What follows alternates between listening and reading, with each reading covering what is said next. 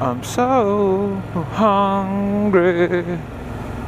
So I just dropped off the card for Kenny, and I said I was going to record a motovlog on the way there, and because I've never really actually done one, I didn't. I've never done a proper one. But I thought it would be fun actually to talk about Kenny, because Kenny was a guy in our clan. I've got a gaming clan. Our guys, we called ourselves X8. We're now naming ourselves after Kenny. And I mean, he was a great guy. It was really weird. Everybody just kept saying, "Where's Kenny now? Where's Kenny?" And there's something. Oh crap! There's something funny about that. About how you've got these guys in a clan who you talk to all the time, and you know they're like they're your buddies, and like you get to know them. You know, sometimes better than you know some people you know in real life. And he said, yeah, it's sort of weird. There was this weird bereavement because I think when one usually loses somebody in their life, it's quite often, you know, there's a few other people losing them with you, you know, and you sort of, you can do it.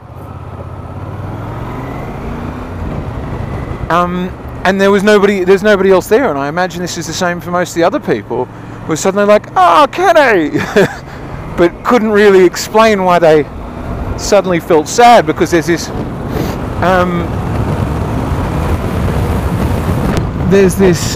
sort of stigma about playing games. So it's weird enough to tell people you're in a clan, let alone one of the guys died and now you're sad about it. Like, well, it's just, what are you all big nerds?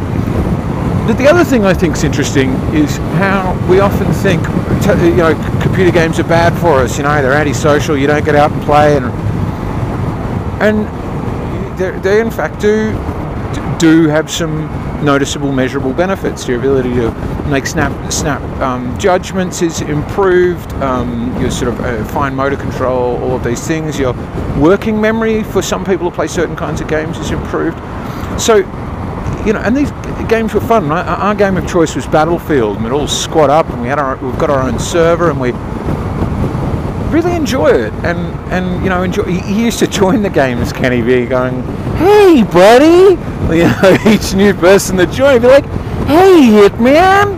Hey, Gazitza! How you doing, buddy?" And it was so welcoming.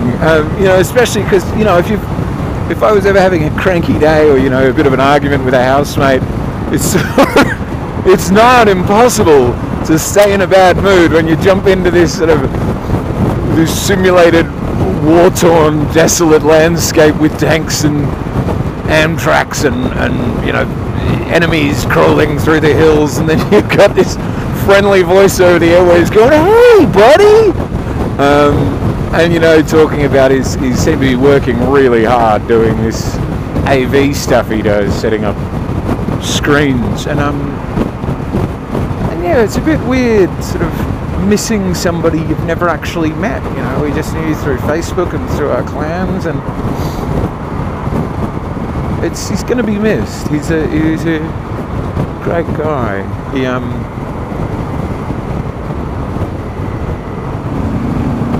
Oh, now we bark it up through here. I'm going to thread that hole as soon as it's open. There we go.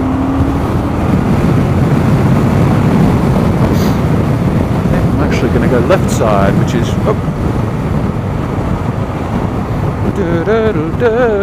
That guy was nice. I was being a dickhead then.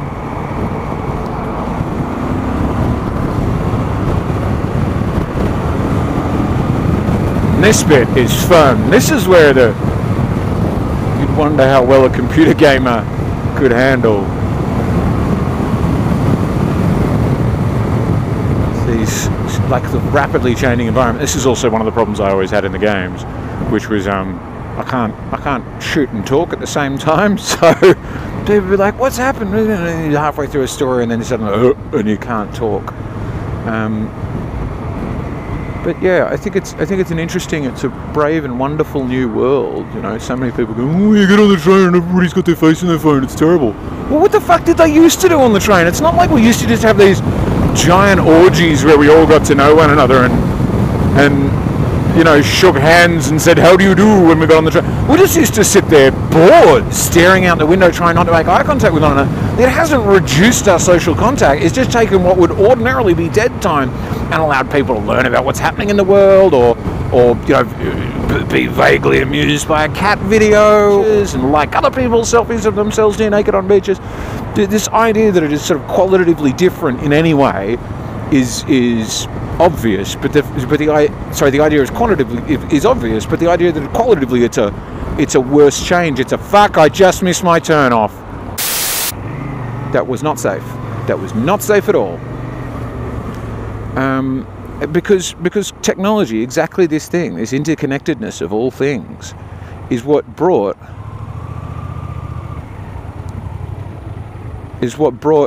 you know, Kenny and us together. And there's been chess geeks, there's been stamp collecting geeks, there's been geeks forever, you know, but it just brings us together now. I know where I'm meant to be going. I knew I was meant to be going up here. Why did I not remember that? Because my brain is broken. My broken brain. It's sort of course the world's changing, but the amount of advances, the fact that if my phone's on and connected to the internet, I know my family are all safe and well, right? Because the moment something happens to them, my Twitter and my ringing phone and everything's just going to explode and go, hey, somebody you love died. But you know what also used to happen? You used to go to a ball. I mean, 99.9% of the world didn't get to go to things like balls, but even if you were one of those people that got to go to a ball and you met a girl and you didn't find out what her name was and you didn't know her family, that's it. Like, you would just meet people and go, God, I hope that we just accidentally bump into one another again. And, you know, anytime you're apart, you know, the moment your spouse went anywhere,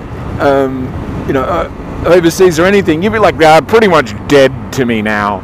You know, because the only way I find out if they're alive is because they send me a missive. They send me post, which sometimes sinks and gets lost and doesn't make it to me. And then even if it does, when it gets to me, all that tells me is my spouse was alive 6 months ago. Or do you need to immediately be in this lane after pulling up directly next to me? Is that what's going on?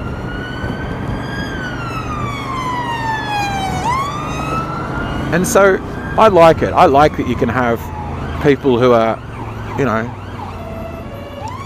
gentlemen getting on in their years, and some of us much younger, and we're, a grandfather in a clan, and all these people that can get together with a common, like and bond and chat, and sort of you can become friends with people from across the world, and it's a wonderful thing. I'm glad that the internet was there so that I got to meet Barracuda. Kenny, hey buddy.